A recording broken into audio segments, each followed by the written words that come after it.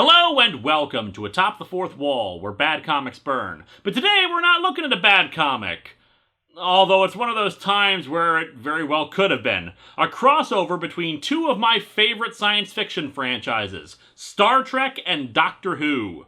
Although, admittedly, this is a weird combination. Even when Doctor Who had a scientific advisor on the show back in the 60s, its understanding of science and technology has always been more in the realm of science fantasy than science fiction, whereas Star Trek has always, more or less, attempted to operate by realistic scientific principles, even when they had to make up science for faster-than-light travel or the like. That being said, both series have the common ground of technobabble. Using multimodal reflection sorting. I've reversed the polarity of the neutron flow, so the TARDIS should be free of the force field now. Like I've said before, I would love to see a proper Star Trek and Star Wars crossover given the rivalry of the fandoms, but seeing this actually get to print is pretty damn awesome. There are certainly more ridiculous premises for crossovers out there. I mean, it'd be like Star Trek and Planet of the Apes crossing over. Oh. Or, Star Trek and the X-Men. Oh, yeah, I reviewed those. Okay, how about Planet of the Apes and Alien Nation? No crossover What the hell? Comic books are weird, people. What's weirder for me personally is the particulars of this crossover. Both series are long-running with multiple incarnations of the franchise in various forms, so obviously choices had to be made about what was crossing over with what. In this case, the choice for Star Trek is for the next generation. It's an odd choice to me since at the time this comic was published, the 2009 Trek film had been the basis for most of IDW's Star Trek comic output. Sure, they had done stuff for other series before, it's just strange that they chose to go with the next generation as opposed to the 2009 film's crew. By that same token, they had a choice for what Doctor to use. Since it was 2012, Matt Smith's 11th Doctor was tapped. While Smith is popular in his own right, it's again an odd choice, seeing as I would have thought they'd have gone with a Doctor who was more popular, in particular, David Tennant's 10th Doctor. Oh, and since we're now between seasons again, I'm sure these questions will pop up. I like Peter Capaldi's 12th Doctor, Series 8 was hit or miss, the first part of the finale was fantastic, the second part squandered its potential and was just awful. But that's both franchises for you right there. Sometimes they're utterly glorious and fine pieces of drama and science fiction. And other times they make you bang your head against the walls and cry about why you're still watching this garbage. So let's dig into Star Trek The Next Generation / Doctor Who Assimilation Squared number 1 through 8 and see if bow ties are still cool when on spandex uniforms. Yeah, they really aren't. Welcome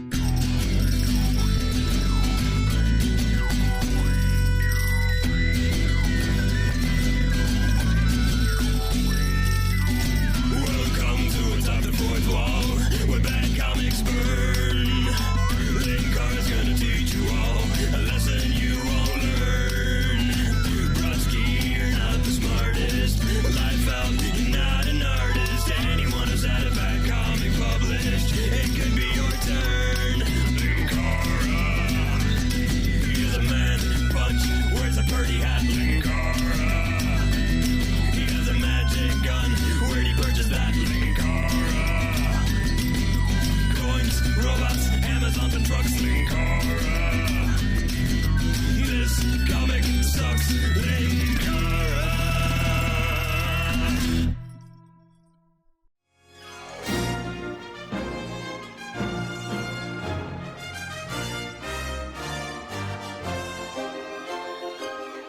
Seeing as we're reviewing 8 comics today, there's probably going to be a lot of summarization and less of the detailed stuff, sorry to say. In addition, there's very little time to go over all the covers. Hell, it's hard enough doing that since not only am I reading from the trades, but IDW loves itself all its alternate covers. That being said, the covers do range in quality from kinda boring, like this cover of Counselor Troy, Amy Pond, and Dr. Crusher all just standing around, to awesome homage. In particular, this alternate cover to issue 3 that resembles Star Trek First Contact, just with the Doctor and his companions. There's also the final issue's cover, which seems to want to be an homage to old school comic covers and movie posters for no real reason. And yeah, as you may have noticed, our enemies this time are the Borg.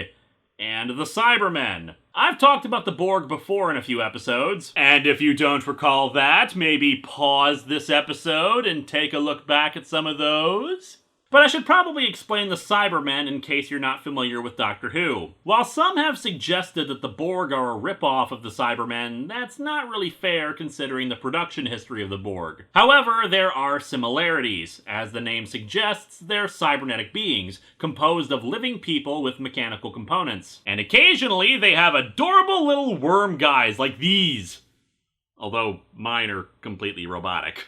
They come from the solar system's lost 10th planet, Mondas, which was hurled away from our little corner of the universe years ago. There were human beings there too, because shut up, and they managed to survive despite moving further and further away from the sun. In their quest for survival, they upgraded themselves with cybernetic components, sacrificing their emotions in the process. Eventually they returned, and their mission of survival was subsumed with a need for conquest to prolong their race. The other way to prolong their species is through cyber conversion, taking other living beings, particularly humans, and upgrading them to cyber form. The Cybermen have evolved a lot over the course of Doctor Who's history, originally looking like dudes who stretched some pantyhose over their heads into more and more robotic-like form. My personal favorite form is the Earthshock-era Cybermen. This era was when they had the most personality, for lack of a better term. Sure, the Cybermen were supposed to have rejected emotion, but I like the idea of them actively suppressing their emotions through choice, with occasional flashes of emotion when they're frustrated or succeeding. While the idea of the more machine-like Cybermen is scarier, I just prefer these Cybermen since they're not just robots. Also, David Banks' cyber leader had the best voice ever. Betrayal will be fatal. I have kept my word, but you have deceived us. There is logic in what he says. More power. We are invincible to your weapons. But anyway, let's get on with the story. We open on Delta 4, home of that bald lady from Star Trek the Motion Picture. Unfortunately, their oaths of celibacy won't help them now as energy beams start raining from their purple sky, along with Borg drones on the surface and a lot of descending Cybermen. And now the weather. Today's forecast, cloudy with a chance of the end of the world. The world's prime minister is beamed to a secure bunker and meets with her advisors along with a bunch of Starfleet representatives. It's pretty grim. Most of their command and control centers are destroyed, and the 2 Starfleet vessels that were engaging the Borg have been annihilated. However, the prime minister notes that the Borg's behavior is odd. They don't really do sneak attacks. They issue a warning and a call for surrender on the vain hope that you will surrender since, well, it's the Borg. Resistance is futile isn't a catchphrase to them. It's alerting their opponent that it is futile. You will eventually be taken and assimilated, so stop making us waste our time and energy. The footage of the attack also reveals this blurry purple photo of a Cyberman. Those aren't Borg. And I think they're taking the term handlebar mustache a little too literally. A Starfleet task force is on its way, but it's obvious they won't get there in time, so their only hope for survival is complete evacuation of the planet. It gets underway even as both Cybermen and Borg beam right into the bunker. And props to this panel right here. Great angle, great lighting, and it's just chilling seeing the Cybermen saying, "Resistance is futile." You will be assimilated. That moment in Doctor Who, however, was stupid, and contributed to my theory at the time that that was all supposed to be a dream. Thanks for being derivative. Anyway, they get the Prime Minister away along with several other evacuating ships, and we cut to Ancient Egypt! An alliance between the Borg and the Cybermen?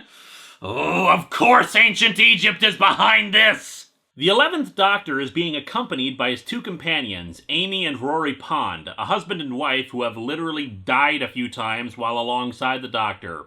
Because he's that kind of a hero. They're in the middle of a chariot chase with some Egyptian authorities. After evading them, they enter into the Pharaoh's palace and manage to get to the Pharaoh himself, who is just about to start playing a children's card game with his vizier. The Doctor reveals that the vizier is an alien, scaring him off by mentioning he's a Time Lord. Utilizing a Chaos Emerald, the Doctor is able to suck the alien inside of it and save the Earth, because he's also that kind of hero. Later, back inside the TARDIS, the Doctor touches the Chaos Emerald and suddenly has a vision of the Cybermen alongside the Borg. The TARDIS suddenly shifts course, materializing in what appears to be San Francisco in 1941. After Amy and Rory change clothes to match the period, the three exit and begin walking around, eventually finding themselves in a bar, where Data, Commander Riker, and Dr. Crusher are hanging out. And as we enter issue 2, let's back up a bit to see things from the Enterprise's point of view. Specifically, we start off with Geordi performing some diagnostics on Data, and their conversation turns to the subject of upgrades. Data was built almost 30 years previously, and technology has advanced significantly since his construction. I don't know, if anything, it's gone backwards. These days, we have cell phones with cameras, which not even the future's communicators have. Data explains that he has decided against upgrading himself as a philosophical matter. If I start replacing my components with improved ones, where would that process end? You say that now, Data, but then you try to play the next AAA game on your hardware, and then we'll talk. Geordi's visor is also brought up, and the subject is really a subtle allusion to the Cybermen and how people normally wouldn't be okay with replacing other parts of their body unless they had to. In the meantime, the Enterprise is hanging out over a planet where there's a massive mining operation going on for the Federation, which is trying to get lots of rare material from the world to help replace ships lost to the Borg during the Battle of Wolf 359. After they sort out that mess, the characters head to the holodeck to test out some upgrades to it, where we join the Doctor and company. The Doctor, being a rude sort, immediately goes up to Data and starts pawing his head. What do you have in here, a positonic brain? Those can be tricky to untangle, need lots of artificial synapse jumping. Looks like you've got it running very smoothly. And guess who's not gonna run smoothly in a sec if you don't knock it off, Doc?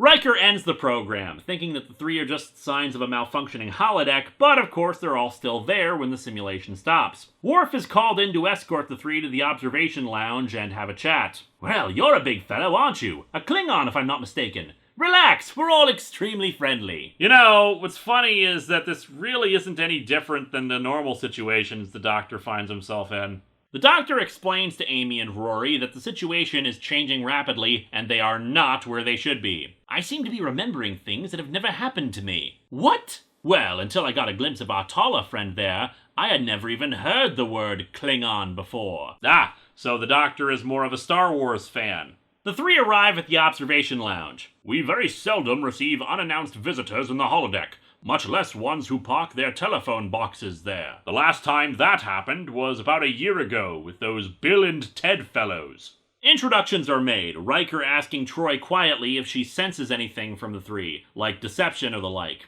In particular, she talks about the Doctor. It's like nothing I've ever sensed before. There's a wisdom much beyond his years, and a sadness. Great sadness. It's like he really, really wanted to keep poking at Data's head. The Doctor has begun having suspicions about what's going on, asking if the Enterprise has encountered anyone else recently that would be classified as unexplained. But the meeting is interrupted by the distress call from Delta 4. Picard orders them to head that way while someone spills water on the pages and makes the paints in these panels start to run and blotch up. Upon arrival, they see a joint fleet of Borg and cyber ships in orbit to end issue 2. On a side note, one of the nicest things about the modern Doctor Who series is that they actually bothered to give alien races a consistent design with their ships. The classic series was on a budget, so they had to throw together whatever they had available to them to make ships for Daleks and Cybermen and the like, so it was never the same from episode to episode. So as we enter issue 3, let's get a sense of scale and just how small the Enterprise is compared to the Borg ships, shall we? And considering one Borg cube nearly wiped out the Federation, seeing all of this is certainly a pants-to-be-darkened moment. Anyway, the Enterprise is quickly hailed, revealing a partially assimilated Cyberman sitting in a chair and flanked on either side by a single Cyberman and a drone. You have no means of stopping us. And then the communication is over. Really? You just called to let us know that? That wasn't even resistance is futile, it was just FYI, you're boned, LOL, sucks to be you.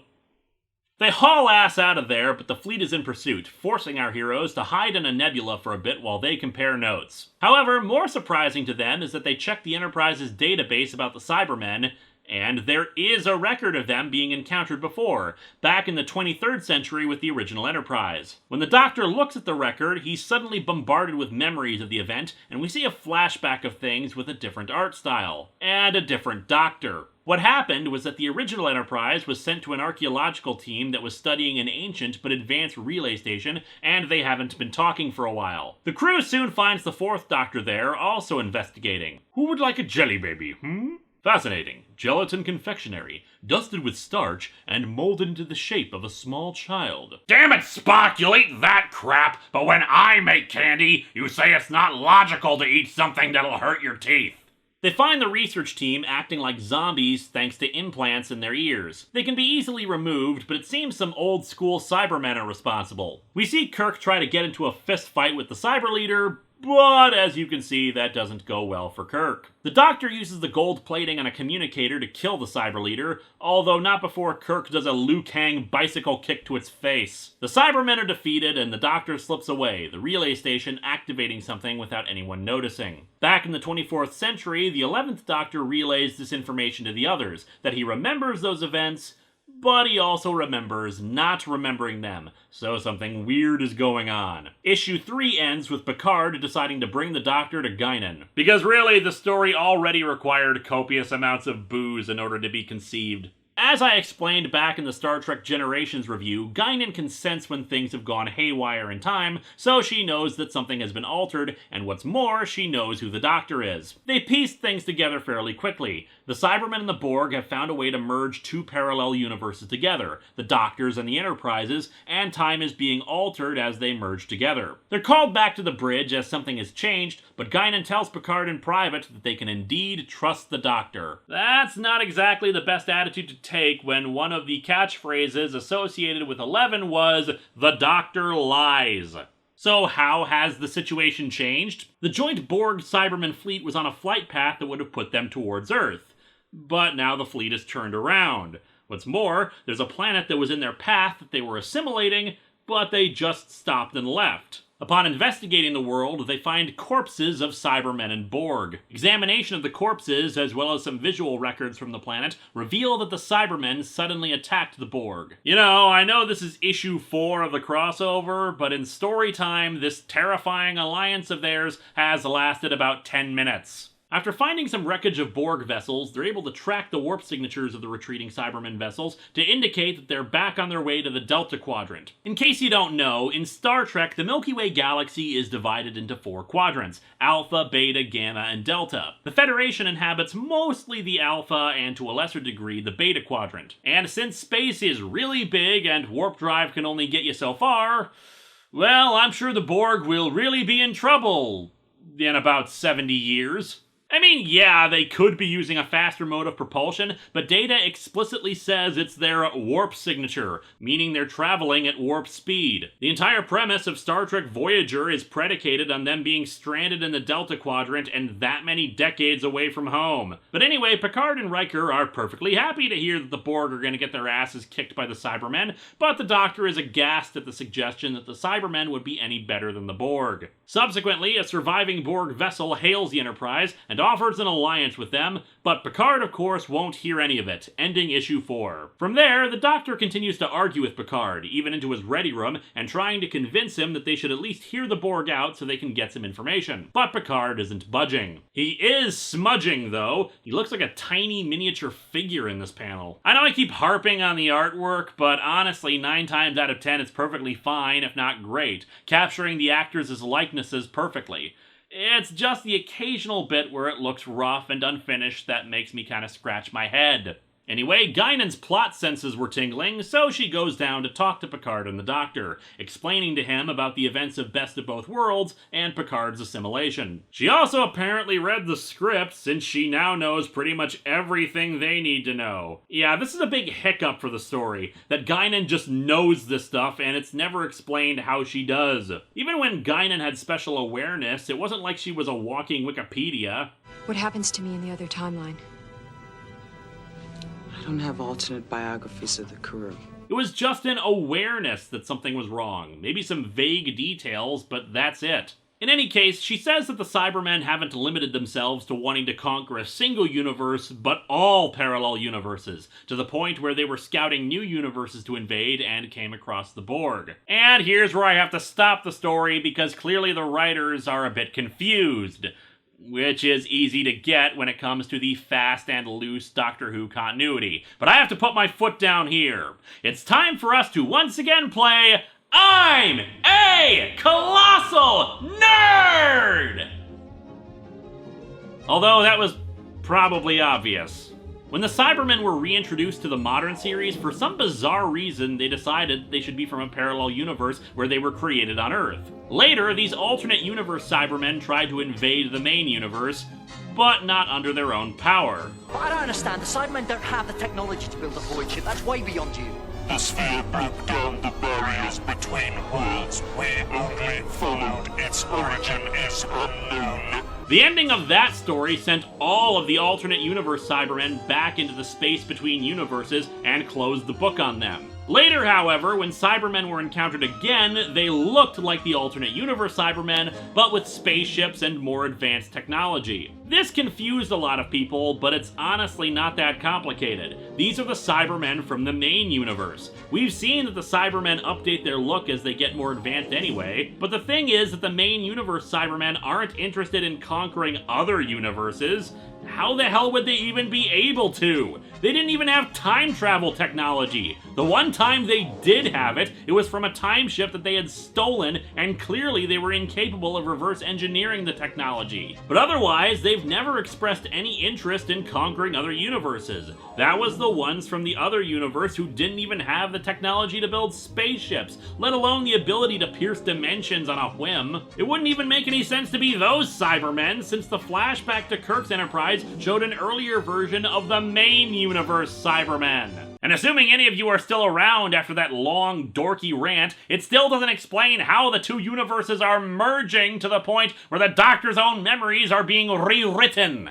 The Doctor realizes that the Cybermen are hoping to convert all of the Borg Collective, all of their resources and knowledge, and thus be pretty much unstoppable. Picard says that their talk is all conjecture, and that for all they know, the Borg could be preoccupied fighting the Cybermen for centuries. But on the bridge, they've received reports of the Cyberfleet engaging the Borg on several more occasions, with the Borg summarily getting their asses kicked in every encounter. And people say Voyager ruined the Borg. They're getting beaten by guys who were once confounded by jazz music. It's meaningless. Even with this knowledge, Picard still won't engage, saying that the Enterprise won't do a damn bit of good against that kind of firepower. Amy and Rory, in the meantime, have been doing some character development with Crusher and Troy, with Rory impressed by the advanced medical technology of the future, since he's a nurse. The Doctor comes in and explains what's up to them and how they'll have to deal with the Cybermen themselves. He wants the help of the resources of the Enterprise to deal with the threat, but Troy thinks that Picard can be swayed with a different voice. As such, Amy is sent down to talk to him. Not a bad plan, actually, given Picard's affection for another hot redhead. After Amy explains her backstory to Picard, she asks him to come with her to the TARDIS. From there, the Doctor shows off his happy little time machine and brings him decades into the future, just a little at a time, to show Picard the Cybermen eventually conquering and converting the Klingons, the Slitheen, Vulcan, the Jadoon, and yes, eventually Earth and all of the Federation. The worst part is that you have even less options with your internet service provider after the Cybermen take over. And thus the issue ends as Picard agrees to form an alliance with the Borg. Issue 6 begins with the Enterprise crew meeting with a party of Borg on a desolate planet. The Borg have picked a single representative that they refer to as the Conduit to speak for them and provide data they require. Worf objects to even a single Borg aboard the Enterprise, but the Borg agree to remove all components the Conduit would normally have within it to assimilate other beings and technology. That being said, Riker recognizes that the Conduit is actually an old friend of his, Captain Bertrand of the USS Potemkin, assimilated over Delta IV. It was believed that utilizing one you were familiar with would more easily facilitate our partnership. We thought a living reminder of our intention to strip you of your free will and individuality would make us feel more like friends. I do love that kind of twisted sort of logic with the Borg, believing they understand the positive emotional reactions, but not the negative ones. In a kind of weird way, the Borg are actually optimists, just trying to better themselves and all species.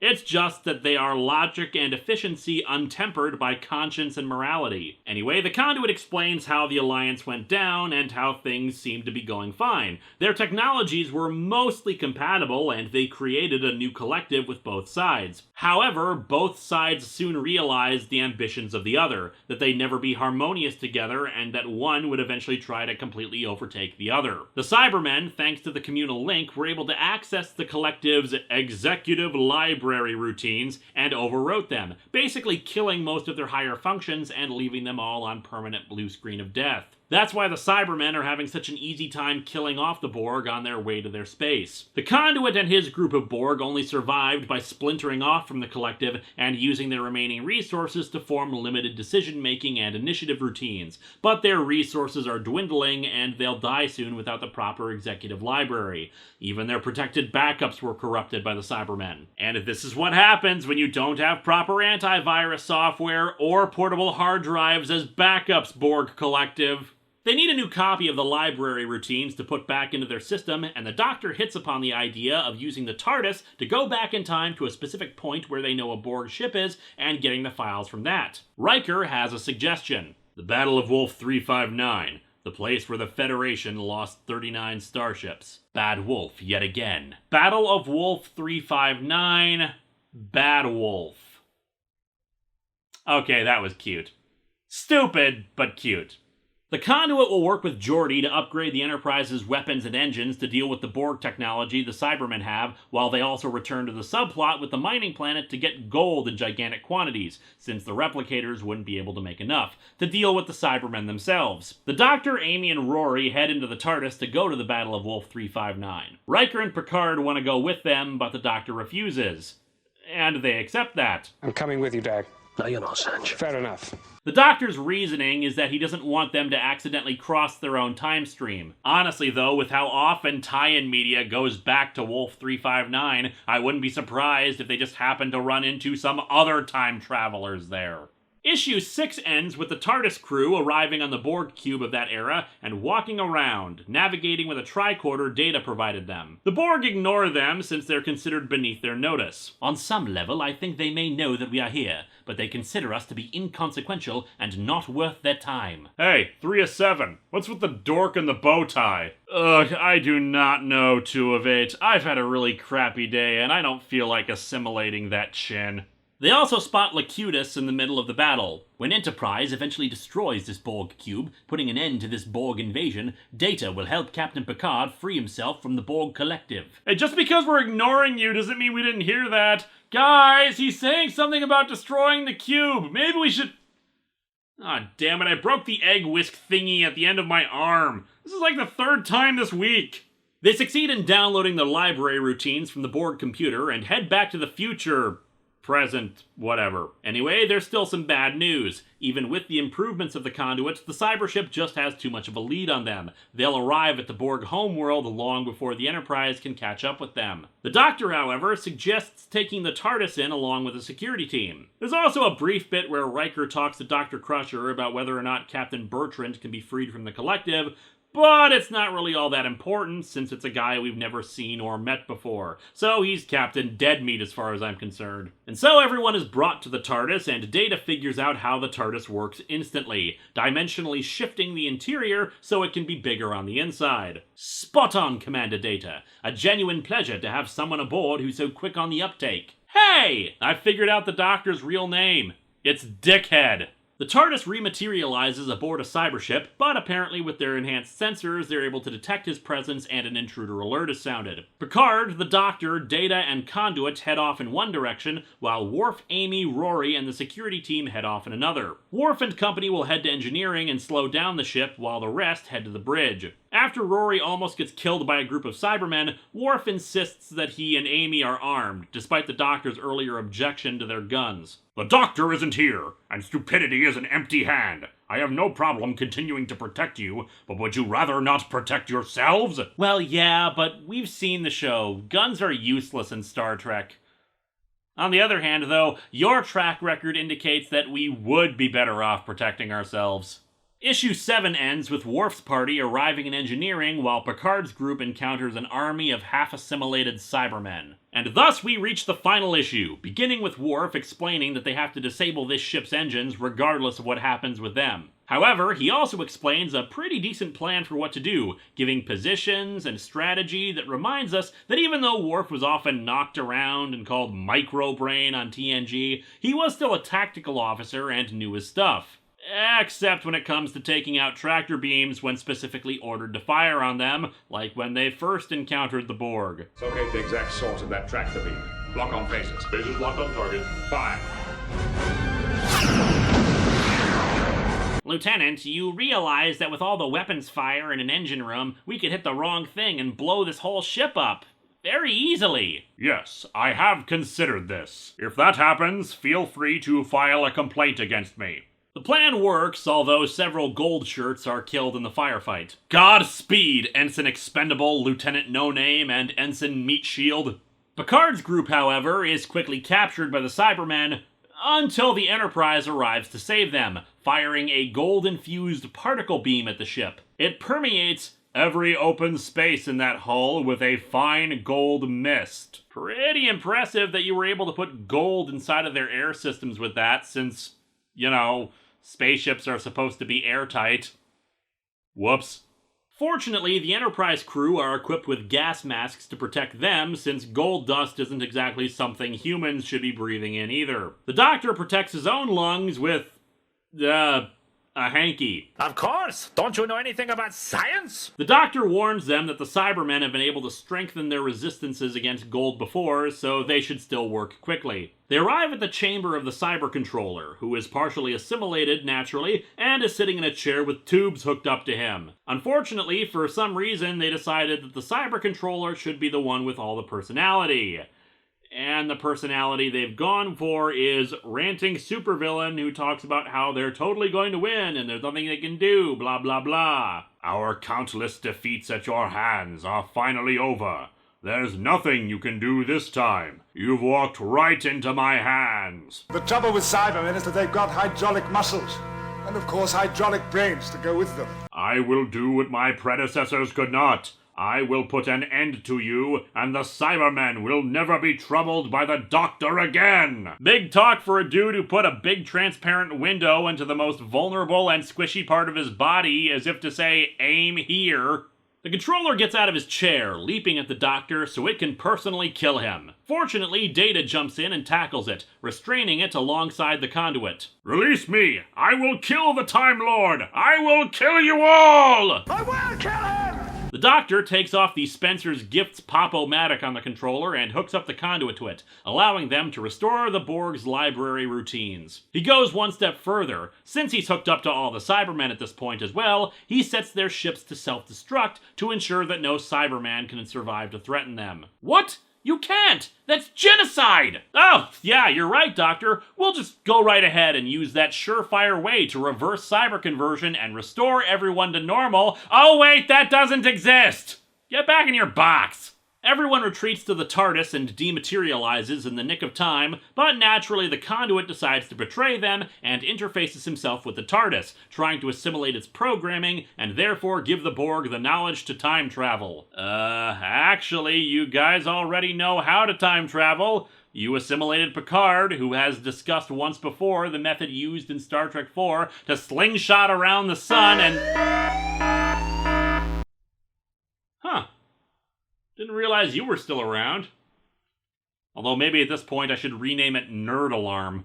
Anyway, Data tries to force the conduit to disconnect, but since the TARDIS is alive, its own form of consciousness flows into the only receptacle that can house it, Data, who in turn rips the conduit from the controls. Rory opens the TARDIS door and Worf tosses the conduit out into the time vortex, where he no doubt bumps into Salamander before being eaten by a Vortisaur. Later, everyone's returned to the Enterprise, Riker lamenting his lost friend that we've never met before. The Doctor explains that it's likely that with the Cybermen's destruction, all of the changes they made to their history have been undone. Okay, even by Doctor Who's flimsy science, that doesn't make any damn sense, but whatever, we need to wrap up the crossover. However, he does feel that those with direct confrontations, like them, are likely to remember everything that happened. And so our comic ends with everyone saying farewell, with the universes apparently separating so the Doctor will have no difficulty returning them to their own universe. However, in the Borg Collective, they reach a conclusion that they should begin investigating time travel for their own ends, no doubt leading into the events of First Contact. This comic is actually pretty good.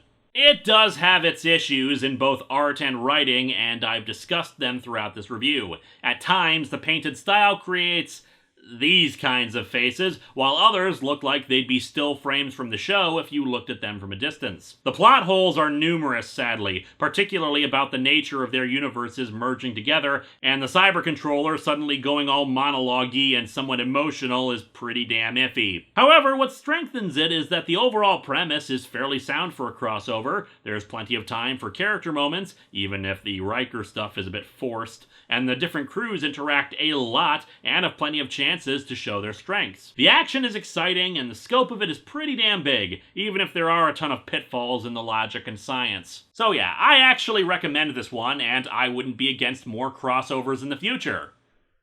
But seriously though, when are we gonna get that Star Wars and Star Trek crossover?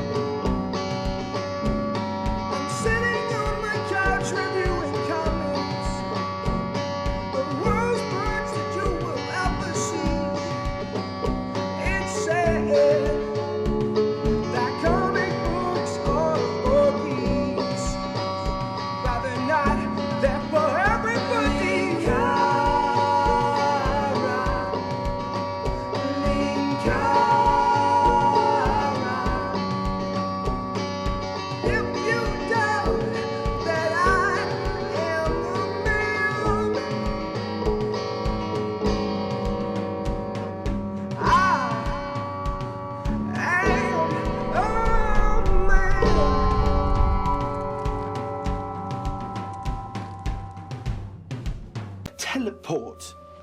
A teleport, like a beam me up teleport like you see in Star Trek. Exactly.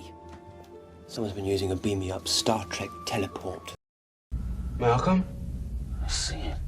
Good. Means I'm not hallucinating. How can a ship be bigger on the inside than the outside?